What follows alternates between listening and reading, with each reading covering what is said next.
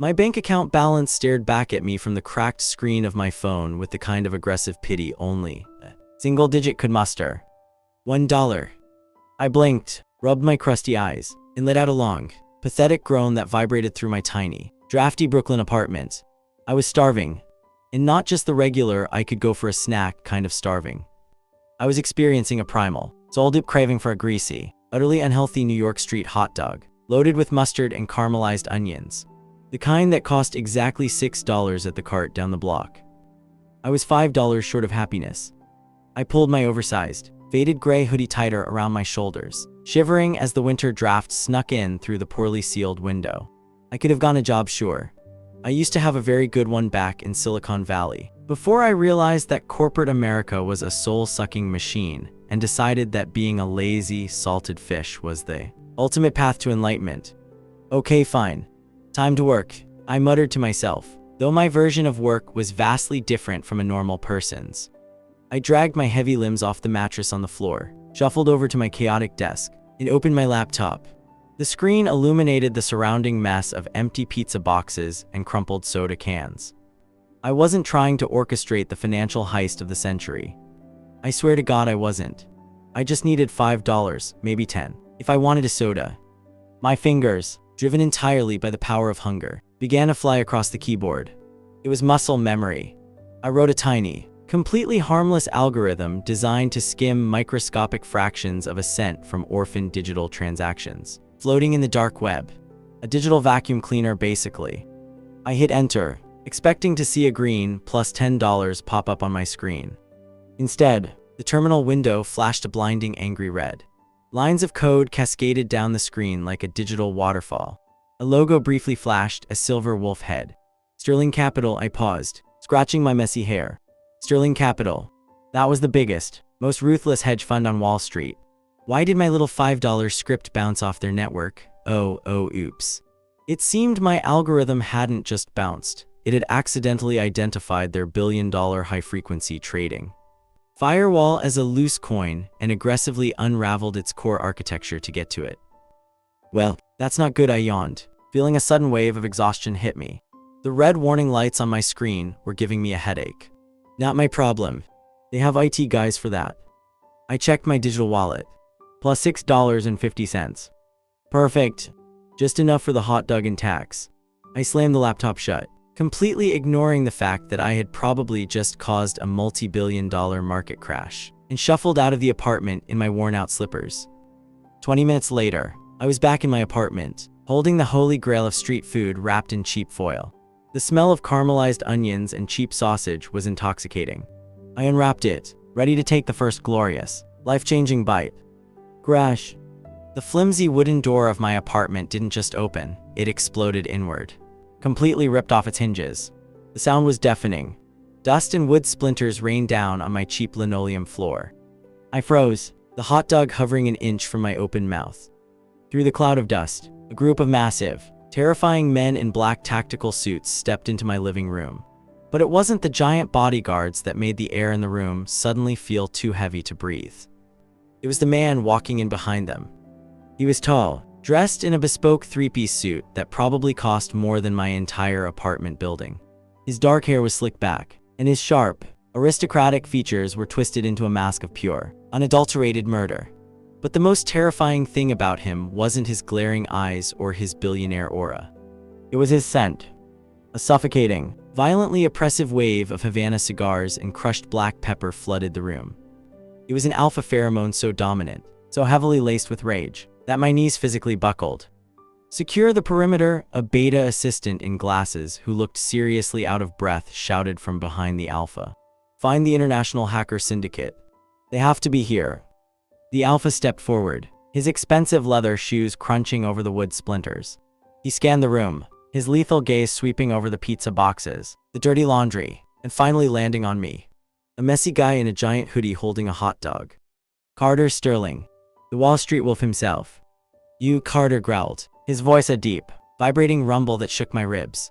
You are the cyber terrorist who just wiped out my algorithmic defense grid.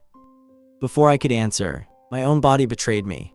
Triggered by his overwhelming alpha presence, my omega instincts flared in self-defense. a sweet, thick scent of warm vanilla milk erupted from my scent glands, filling the small room, desperately trying to neutralize his aggressive pepper and cigar smoke. Carter stopped dead in his tracks. The murderous rage on his face vanished, replaced by a look of profound, earth-shattering shock. He inhaled sharply, his nostrils flaring. Vanilla, Carter breathed out, his voice suddenly dropping an octave, losing all its businesslike harshness. His eyes widened as recognition struck him like a physical blow. He stared at my messy hair. My sleepy eyes. It's you. The Omega from the Soho bar. You slept with me and ran away. The bodyguards turned to look at their boss in absolute confusion. The assistant's jaw dropped to the floor. I stared at Carter. I remembered that night. It was a month ago. I was drunk. He was handsome, and his pheromones had felt incredibly safe at the time. But right now, his spicy cigar scent was doing something terrible to my stomach. A sudden, violent wave of nausea washed over me, completely unrelated to my usual laziness. My head spun, and my stomach churned in a way it had never done before. The smell of the hot dog in my hand suddenly made me want to die. I mumbled, my vision blurring at the edges. I frowned, looking at the multi-billionaire who was currently ruining my lunch break. Your pheromones smell like burnt trash. I dry heaved, dropping the precious hot dog onto the floor. My legs gave out entirely. The last thing I remember before the darkness took me was the absolute panic replacing the cold fury in Carter Sterling's eyes as he lunged forward, catching me in his strong arms just before I hit the ground. I woke up to the sensation of floating on a literal cloud. Gone was the lumpy, spring-poking mattress of my Brooklyn apartment. Instead, I was enveloped in sheets so silky and soft they felt illegal. I buried my face into a pillow that smelled faintly of expensive laundry detergent and Havana cigars. My eyes snapped open. The memories of the exploding door, the men in black, the overwhelming alpha pheromones, and the tragic loss of my $6 hot dog came rushing back. I sat up slowly, my head still spinning with a weird, lingering wave of nausea. I was in a bedroom that was larger than my entire apartment building's floor plan. It was all floor-to-ceiling glass windows, polished concrete, and stark monochrome furniture. It looked less like a place meant for human habitation and more like a billionaire's operating room, cold, sterile, and entirely devoid of joy. You've been asleep for 18 hours. I flinched. Standing by the massive window, silhouetted against the glittering Manhattan skyline, was Carter Sterling. He had ditched the suit jacket, but even in a crisp white button-down with the sleeves rolled up, he looked like a predator ready to strike. His jaw was clenched so tight I thought his teeth might shatter. 18, I yawned, stretching my arms above my head and scratching my stomach under my oversized hoodie. Nice. A new personal best. Carter turned to look at me, and if glares could incinerate people, I would have been a pile of fine ash on his $1,000 sheets. You cost my firm $2.4 billion yesterday, Ollie, he said, his voice a low, dangerous rumble. The fact that he remembered my name from our one-night stand a month ago would have been flattering if he didn't. Currently looked like he wanted to throw me out the window. Your little malware breached a level 9 security protocol that took my engineers 3 years to build. It wasn't malware, I corrected lazily, swinging my legs over the edge of the bed. It was just a web scraper. Your engineers are just bad at their jobs. Do you have any water? My throat is painfully dry. Carter stared at me. He actually stopped breathing for a solid 3 seconds. He was clearly a man used to people trembling, begging, or crying in his presence. He was not used to a hostage asking for bedside service. You have 2 options, Carter continued, completely ignoring my request for hydration. He marched over to the foot of the bed, his spicy cigar and black pepper scent flaring up, though it was surprisingly less aggressive than yesterday. Option 1, I hand you over to the feds. You spend the next 30 years in a maximum security prison for corporate espionage. Do they let you sleep in? I asked genuinely. And is the food free? Carter's right eye twitched violently, a classic sign of a control freak losing his mind. Option 2, he ground out, stepping closer. You fix the damage you caused. You patch the hole in my firewall, and you rewrite the algorithmic defense code so that no one can ever do what you just did. Until it's done, you are my prisoner. You do not leave this penthouse. I looked at the luxurious room. I looked at the giant, cloud-like bed. I thought about my drafty apartment, my empty bank account, and my landlord who was threatening to evict me next week. Fine, I sighed, falling backward onto the mattress and staring at the ceiling. But I have conditions. You are in no position to negotiate. Condition 1, I interrupted. holding up a finger. I need at least 14 hours of sleep a day. My brain doesn't function if I'm tired, and you want my brain to work right. Condition 2, unlimited snacks. I'm talking potato chips, weirdly specific flavors of ice cream, and gummy bears. The sour ones, not the sweet ones. Carter looked at me like I had grown a second head. Are you out of your mind? And condition 3, I added, turning my head to look at him. No yelling. No slamming doors. It gives me a headache, and your pheromones get all prickly when you're angry. It makes my stomach upset. For a long moment, the room was dead silent.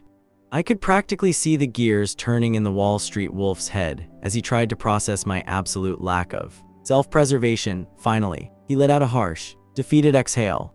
Gary, Carter barked toward the doorway. A second later, the beta assistant with glasses peeked into the room, holding a tablet and looking terrified. Yes, Mr. Sterling. Get him a laptop, Carter ordered, rubbing his temples, and send someone to buy sour gummy bears. Every brand in the city. Yes, sir, right away. Sir, Gary shot me a look of pure bewilderment before scurrying off. Over the next few days, my life as a high-stakes corporate prisoner was surprisingly comfortable. I moved from the bedroom to the massive living room sofa, essentially turning it into my command center. I wrote code for maybe 3 hours a day, solving complex cryptographic problems with half a brain while spending the rest of the time watching cartoons and eating. But there was a problem. 2 problems, actually. First, I was messy. I left empty chip bags on the glass coffee table, tossed pillows onto the floor, and draped my blankets over his minimalist armchairs. For a guy with severe OCD like Carter, my presence should have been his worst nightmare. I caught him staring at a crumpled candy wrapper on his pristine rug, his hands balling into fists, his eye twitching, yet he didn't yell. He just quietly picked it up and threw it away. Second, my body was acting incredibly strange. I was more exhausted than usual. Even after 14 hours of sleep, my limbs felt heavy. But the weirdest part was my reaction to Carter. Whenever he went to work and left me alone in the penthouse, I felt anxious, a weird, hollow ache settled in my chest, and I couldn't focus on the code. But the second the private elevator dinged and Carter walked back, bringing that heavy, dominant scent of Havana cigars and wood spice into the room, my entire body would relax. My vanilla scent would involuntarily leak out, sweet and warm, curling around his like a welcome hug. One evening, I was shivering on the couch despite the heating being on. Carter had taken his suit jacket off and tossed it over the back of a chair before pouring himself a drink. Without thinking, driven by a bizarre, primal instinct I couldn't control, I got up, grabbed his suit jacket, and dragged it back to the couch. I curled into a tight ball, pulling the expensive fabric over my head, burying my nose into the collar. It smelled entirely of him. It was intoxicating. It felt safe. I heard the clink of a glass being set down. I peeked out from under the jacket. Carter was standing a few feet away, staring at me. His expression wasn't angry, the cold, ruthless CEO persona was entirely gone. He was looking at me curled up in his clothes, creating a messy little nest on his pristine couch with a look of raw, undisguised hunger and something incredibly close to tenderness. Are you warm enough? His voice was a soft, gravelly murmur that sent a shiver straight down my spine. Yeah, I mumbled, pulling his jacket tighter around my shoulders, completely unaware of the absolute chaos my body was preparing to unleash on both of us. Writing complex cryptographic code while lying entirely upside down on a $20,000 Italian leather sofa is an art form. It requires balance, a steady hand, and a strategically placed bowl of sour cream and onion potato chips within arm's reach. I was currently mastering this art when the private elevator chimed. Carter walked in, looking like he had just conquered a small European country before lunch. His suit was immaculate, his hair perfectly styled, and his aura radiated an intense, suffocating productivity that frankly offended my very existence. He stopped in the middle of the living room, staring at my upside-down form. I popped a chip into my mouth and offered a lazy wave with my foot. You've written exactly 42 lines of code today, Ollie, Carter said, his voice terrifyingly calm. He walked over to the coffee table and dropped a thick manila folder onto the glass surface with a heavy thud. At this rate, my security system will be patched sometime in the next decade. Genius cannot be rushed, Carter. I mumbled around a mouthful of chips. It needs to marinate. I thought so too, Carter replied, unbuttoning his suit jacket. Until I had Gary do a background check on the man who casually dismantled my billion-dollar firewall for the price of a hot dog. I froze. The chip halfway to my mouth suddenly felt like a stone. My heart gave a painful, erratic thump against my ribs, and my upside-down perspective suddenly felt very dizzying. I scrambled to sit upright, the blood rushing from my head, making my persistent nausea flare up again. Carter opened the folder. Oliver Hayes, graduated top of your class from MIT at 19. Hired as the lead architect at Apex Dynamics in Silicon Valley by 20. You hold 3 patents in quantum data encryption. He looked up, his piercing gray eyes locking onto mine, or at least, your former mentor holds them in his name. My breath hitched. The sweet vanilla scent I naturally emitted suddenly spiked, turning sour and burnt with anxiety. I pulled my oversized hoodie tightly around my knees, defensive instinct screaming. I don't know what you're talking about, I lied, looking away. Oliver, Carter said, his voice dropping an octave, slipping into that commanding alpha register that demanded the truth. The man who built the Apex algorithm is currently hiding under a blanket, hoarding gummy bears. Why? Because gummy bears are delicious. In corporate America is a scam, I snapped, the sudden flash of anger surprising even me. My hands were shaking slightly. You want to know why I'm a salted fish? Why I live in a crappy apartment and do nothing? Carter didn't say anything. He just watched me, the heavy scent of Havana cigars lingering in the air, though it wasn't aggressive anymore. It was waiting. My mentor Marcus was a lot like you, I started, the words tumbling out faster than I could stop them. Impeccable suits. Obsessed with perfection. He told me we were changing the world. I believed him. I worked 20-hour shifts. I slept under my desk for months. I lived on energy drinks and stress until my hands wouldn't stop shaking. I let out a bitter laugh, wrapping my arms around myself. When the algorithm was finished, he put his name on the patent. When I confronted him, he laughed. He said I was just a naive kid, a tool to be used by real men of business. I had a minor stroke the next day. I was 21 years old, Carter, and I was in the ER with a heart monitor taped to my chest because I gave my life to a company that didn't even see me as human.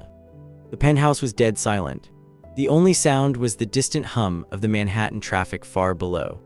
So yes, I whispered, feeling an overwhelming wave of exhaustion wash over me. I hacked your system for a hot dog, because I realized that ambition is a trap. Working hard just gets you used, broken, and thrown away.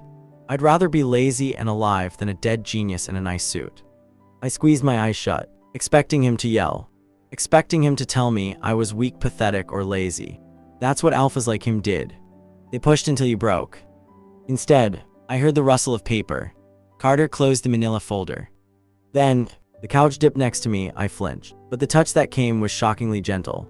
Carter's large, warm hand rested on the back of my neck. His thumb brushed over my scent gland, a deeply intimate gesture that sent a jolt of electricity straight down my spine. Instantly, the atmosphere in the room shifted. His pheromones changed, the sharp, peppery scent of a ruthless CEO evaporated, replaced by the rich, warm, and deeply comforting aroma of smoldering cedar and sweet tobacco. It was an alpha's protective scent, a scent meant a shield to soothe, to say you are safe. My sour vanilla scent immediately sweetened, melting into his without my permission. I'm not Marcus, Carter murmured, his voice incredibly soft, close to my ear. And I will never, ever treat you like a tool, Ali. I opened my eyes, looking at him. The Wall Street wolf was looking at me with an expression that completely unraveled my defenses. There was no anger, only a fierce, terrifyingly protective intensity. Carter stood up. He didn't ask me to go back to coding. He didn't mention the $2 billion. Instead, he walked over to the armchair, picked up the softest cashmere throw blanket he owned, and walked back to drape it over my shoulders. Then, he did something that absolutely blew my mind. The billionaire CEO of Sterling Capital bent down, picked up my empty chip bags from the coffee table, and threw them in the trash.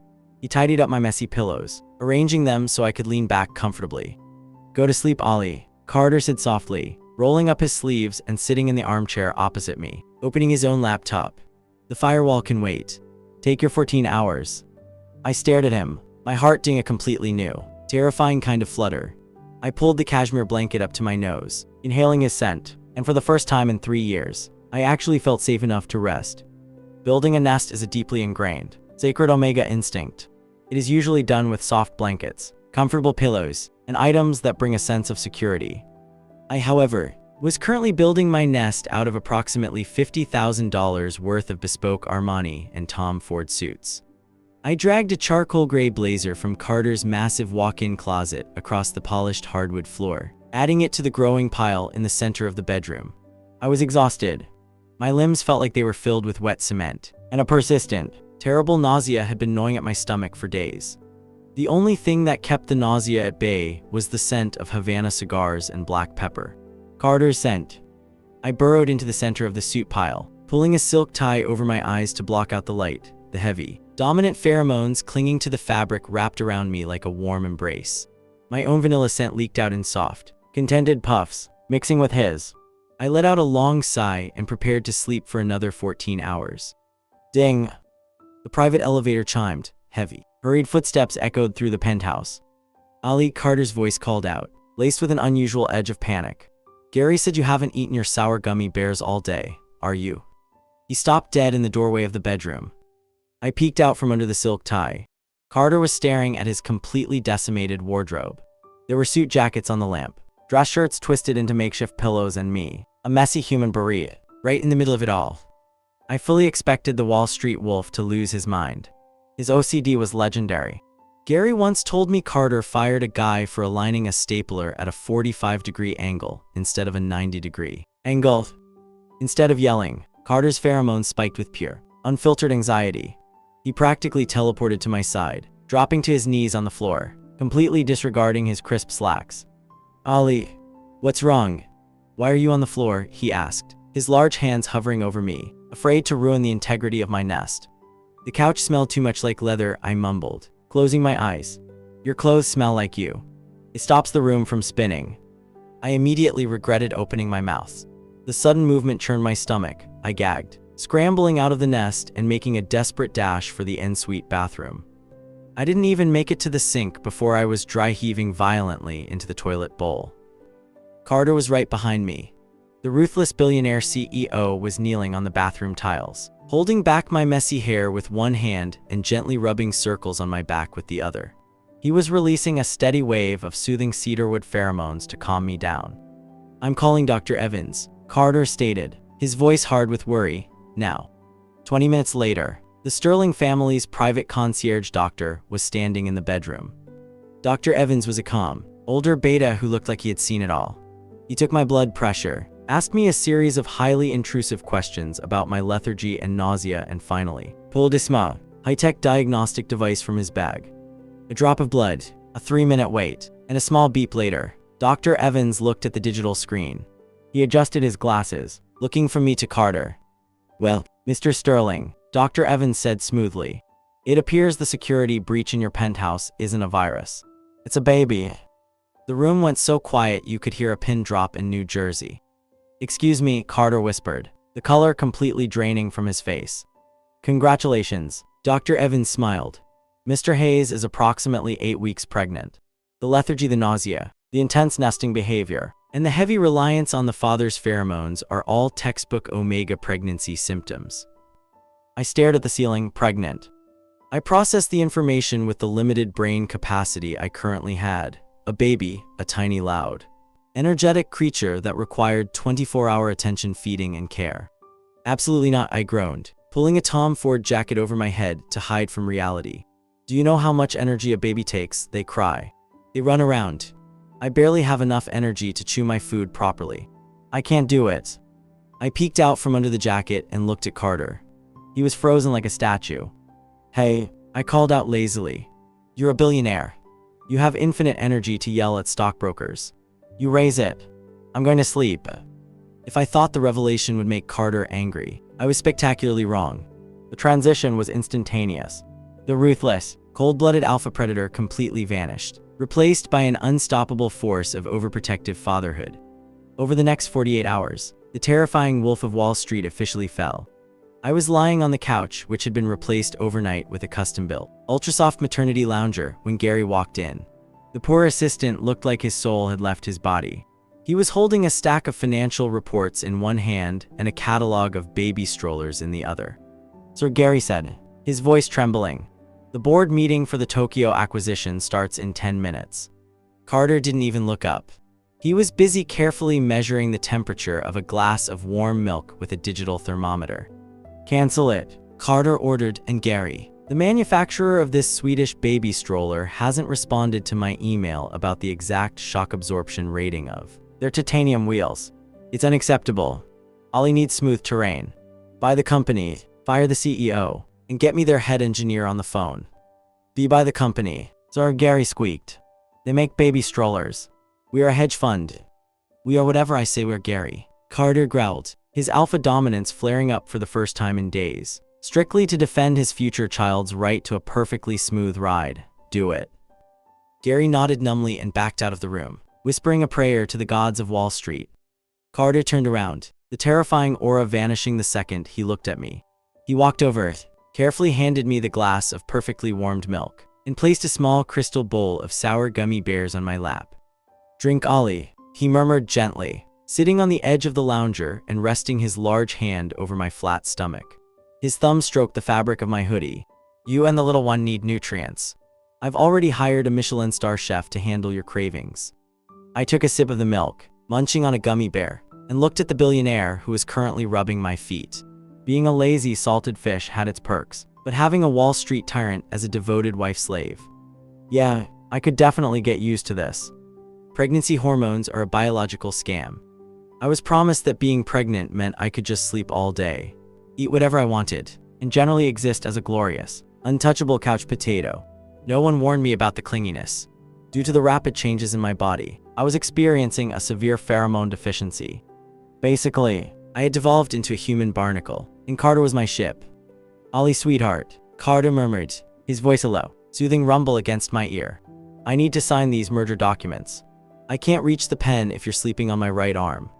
Use your left arm, I mumbled, burying my face deeper into the crook of his neck, inhaling the intoxicating scent of Havana cigars and black pepper. I wrapped my legs around his waist like a koala. Or don't sign them. Just buy the company tomorrow. Let me sleep. Carter let out a soft chuckle, a sound that rumbled delightfully through his chest. He didn't push me away, instead. The terrifying CEO of Sterling Capital awkwardly shifted his weight, reached across his desk with his non-dominant hand, and clumsily scribbled his signature on a document worth more than the GDP of a small island nation. We were in his home office. It had been 3 weeks since the doctor's visit, and my lethargy had reached legendary levels. Suddenly, the heavy oak doors of the office burst open. Gary stood in the doorway, panting heavily, his tie askew. For a beta who usually maintained an aura of nervous professionalism, he looked absolutely terrified. Sir, Gary gasped, ignoring the fact that his boss was currently functioning as an Omega's mattress. It's Richard Blackwood. He just launched a hostile takeover of Sterling Capital. Carter's body went completely rigid beneath me. The warm, comforting cedar scent instantly vanished, replaced by the sharp, acidic spike of alpha aggression. Blackwood. That's impossible. We have a 50-point defense matrix to prevent automated mass buyouts. He bypassed it, Gary said, swallowing hard. He looked at me, then back at Carter. He used a backdoor, sir. The exact same vulnerability Mr. Hayes accidentally opened when he hacked us last month. Blackwood's quants must have tracked the anomaly. They're dumping fake shares to tank our price and buying up the real ones at rock bottom. If we don't stop this before the closing bell, Blackwood will own 51% of the board. I blinked sleepily, trying to process the frantic financial jargon. Backdoor. My $5 hot dog hack was being used to steal Carter's company. Get my coat, Carter commanded, gently but firmly untangling my limbs from his body. He stood up, and the sheer force of his presence seemed to suck the oxygen out of the room. He wasn't the doting father-to-be right now, he was a warlord going to battle. Carter, I whined, feeling an immediate, cold ache in my chest as he stepped away. My vanilla scent flared with distress. Carter turned back to me. His eyes softened for a fraction of a second. He took off his suit jacket, the one saturated with his strongest, most comforting pheromones, and draped it over my shoulders, pulling the lapels tight around my neck.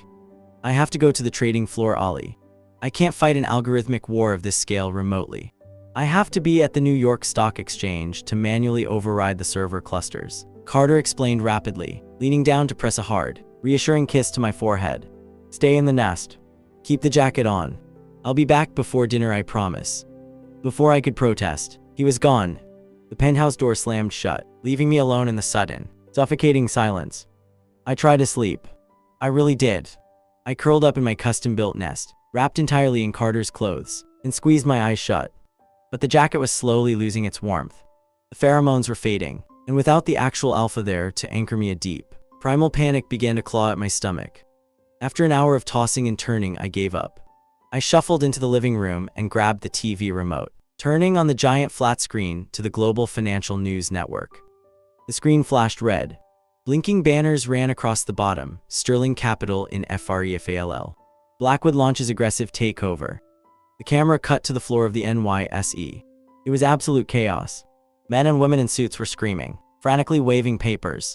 And right in the center of the madness stood Carter. He had his sleeves rolled up, barking orders into 2 different phones, but he looked exhausted. He looked cornered. The news anchor cut to a split-screen interview with Richard Blackwood. The rival CEO had a smug, punchable face and a greasy smile. Sterling has grown soft. Blackwood sneered into the camera. Carter, Sterling used to be a wolf, lately. Rumor has it he's been domesticated. Wall Street is no place for weakness. By 4 p.m. today, I'll be sitting in his chair. I stared at the television. A weird, unfamiliar sensation began to bubble up in my chest. It wasn't the desire to nap. It wasn't a craving for sour gummy bears. It was pure, unadulterated rage. That greasy idiot on the TV was trying to steal my alpha's company. He was trying to bankrupt the man who rubbed my feet every night, who threw away my empty chip bags without complaining, and who was currently buying a Swedish stroller company just to make sure our baby had a smooth ride. My salted fish philosophy had always been simple: ignore the world, and the world will ignore you. Let the ambitious people fight each other. But looking at Carter's stressed face on the screen, a new, fiercely protective instinct snapped into place. Nobody messes with my baby's diaper money. I looked down at my ridiculous, fluffy bear slippers. I looked at the oversized hoodie I was wearing. I didn't care. "Gary," I shouted, my voice surprisingly steady and loud, echoing through the empty penthouse.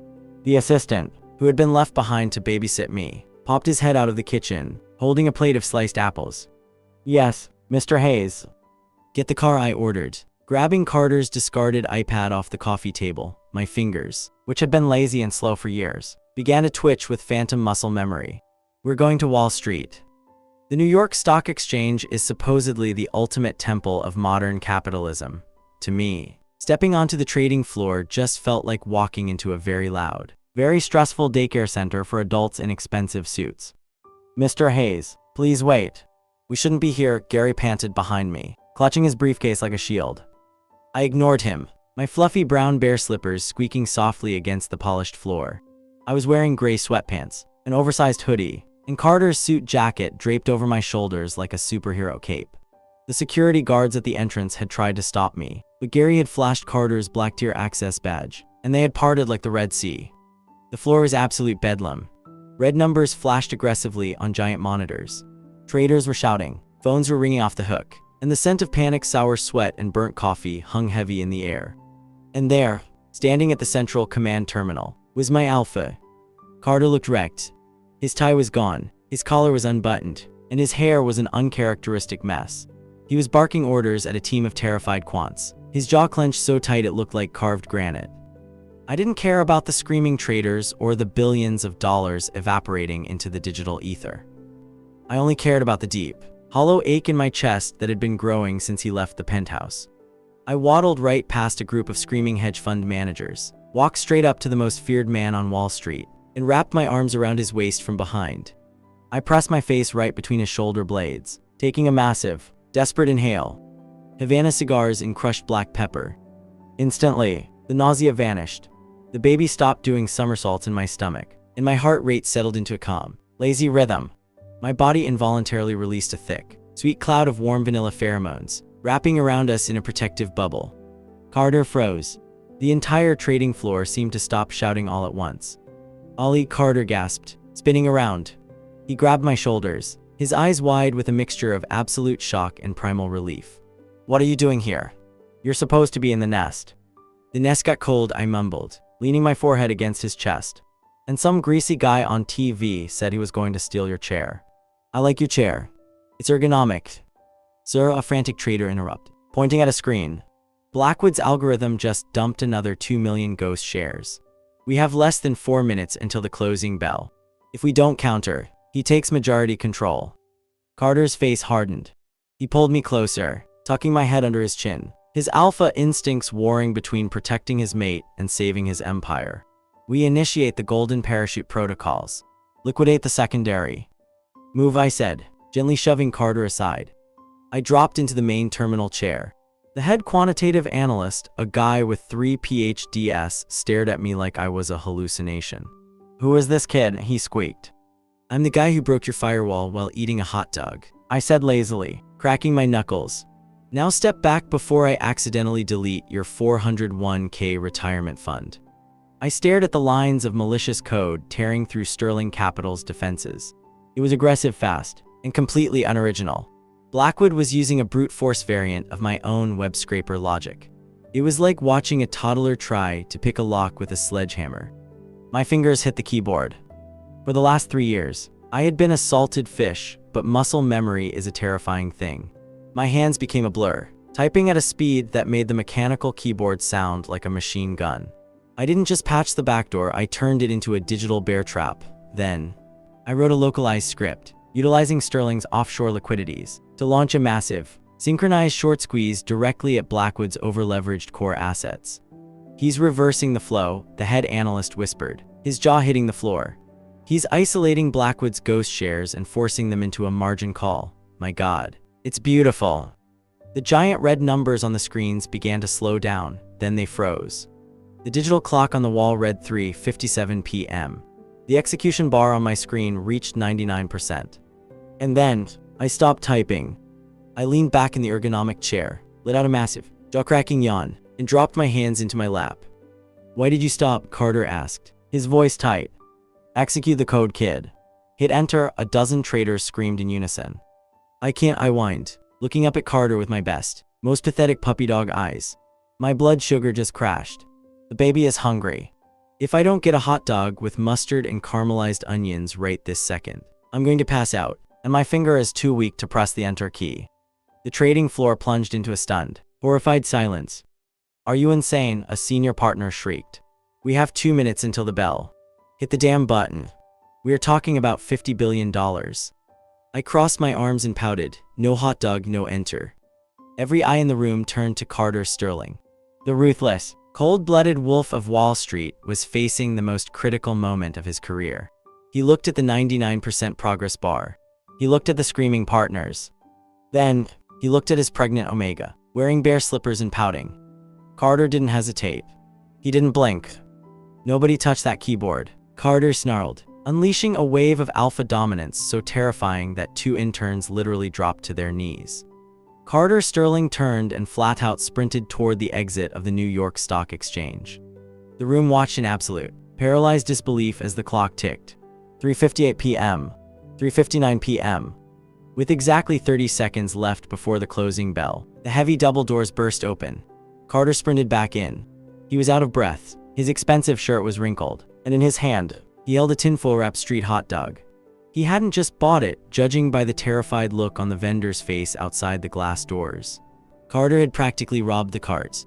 He ran to the terminal, dropped to one knee beside my chair, and unwrapped the hot dog like he was presenting me with the Holy Grail.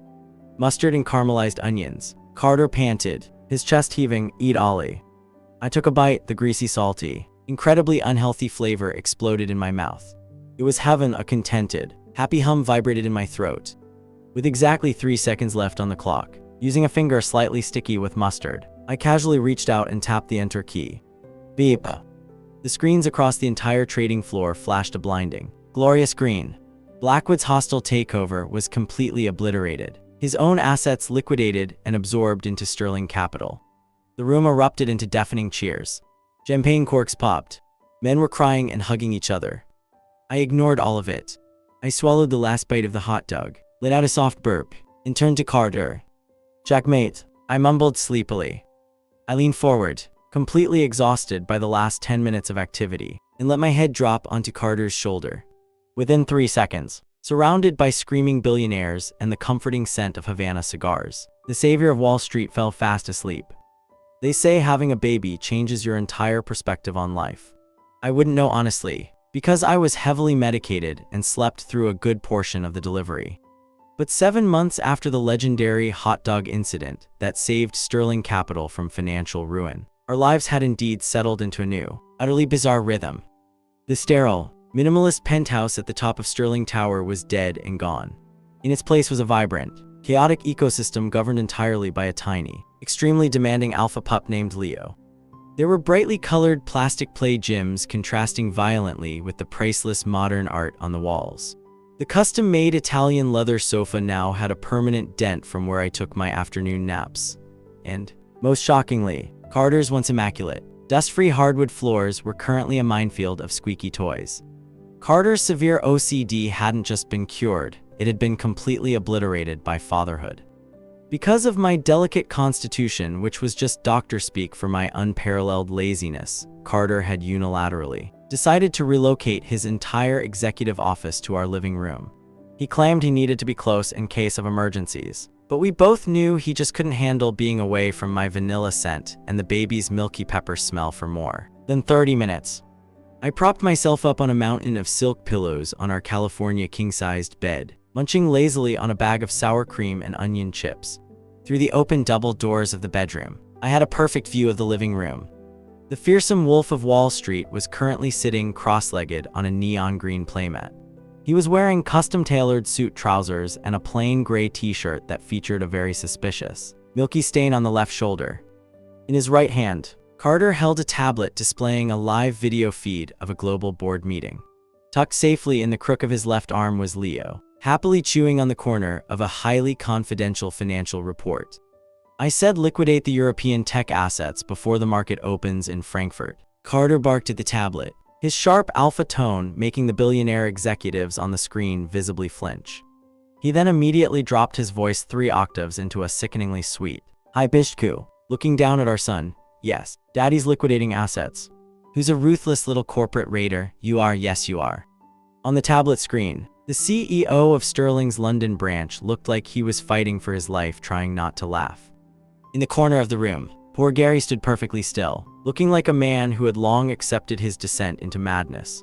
The elite beta assistant, who held a master's degree from Harvard Business School, was currently using a stack of quarterly earnings reports to gently fan a freshly sterilized baby bottle to cool it down. I let out a soft, contented sigh. Life was exhausting just watching them. I picked up my iPad, scrolling lazily through some emails. Since I was officially the chief technical advisor of Sterling Capital, a title Carter invented so he could put half of his company shares in my name, I had access to an unlimited, terrifying amount of money. I usually just used it to order exotic snacks from Japan. But lately, my lower back had been acting up. The mattress we were sleeping on, despite costing as much as a sports car, was slightly too firm for my liking. Carter, I called out, my voice raising just enough to carry over the sound of Leo aggressively shaking a plastic rattle. Carter held up a finger to the tablet screen. The board will excuse me for a moment, he commanded, instantly mudding the audio and cutting the video feed. Wall Street could wait, his Omega was calling. He stood up effortlessly, balancing the baby, and walked into the bedroom. His dark hair was slightly tousled, and the heavy, comforting scent of Havana cigars wrapped around me the second he crossed the threshold. What is it? Love, Carter asked, his eyes immediately scanning me for any signs of distress. Are you hungry, nauseous? Did you drop your gummy bears? No, I mumbled, popping another chip into my mouth and wiping a crumb off my cheek. I have a confession. Carter walked over to the edge of the bed. Leo reached out with chubby little hands. Grabbing a fistful of my oversized hoodie, I smiled, letting my vanilla pheromones wash over both of them. A confession, Carter raised an eyebrow a fond, soft smile playing on his lips. Did you accidentally hack the Pentagon again? Because I really don't have the time to buy the US government today. Nothing that dramatic, I said, tapping the screen of my iPad. My back has been hurting. This mattress is too hard.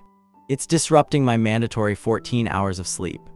Carter frowned, instantly concerned. I'll have Gary order a new one. Any brand you want. We can have it flown in from Sweden tonight. Actually, I already took care of it, I said, suppressing a yawn. I was looking at this luxury bedding company in Texas. They make these amazing, cloud-like memory foam mattresses, but their customer service line put me on hold for 10 minutes. Carter's eyes narrowed slightly. He knew me too well. Ali, what did you do? I got annoyed, I admitted, looking up at him innocently. So, I used the personal hedge fund account you gave me and launched a rapid buyout. I just bought 51% of their shares. I own the company now. I fired the customer service manager, and the new CEO is personally driving a custom mattress to New York as we speak. I waited for the lecture. I waited for the Wall Street tycoon to tell me that buying a multi-million-dollar company just to skip a hold line was a terrible investment strategy. Instead, Carter Sterling, the man who used to count every penny and obsess over every margin, just let out a low, rich laugh. He leaned down, carefully keeping Leo from squishing my chips, and pressed a deep, lingering kiss to my lips. His pheromones flared with absolute, overwhelming adoration. It was intoxicating. Good, Carter murmured against my mouth, his thumb gently brushing my cheek. Buy the whole damn company if you want to. Buy their competitors too. As long as you sleep well, Ollie, the world is yours. From the living room, Gary let out a very loud, very exhausted sigh. I'll draft the acquisition paperwork. Mr. Hayes, he called out in a deadpan voice. Shall I list the reason for purchase as slightly achy back? Put it under essential medical expenses. Gary, I called back. Carter chuckled, climbing onto the bed and pulling me into his side. Leo babbled happily, burying his face into my chest to sleep. Surrounded by the scent of cigars and baby powder, completely wrapped in the arms of the most powerful man in the city, I closed my eyes. Being a lazy, salted fish was hard work.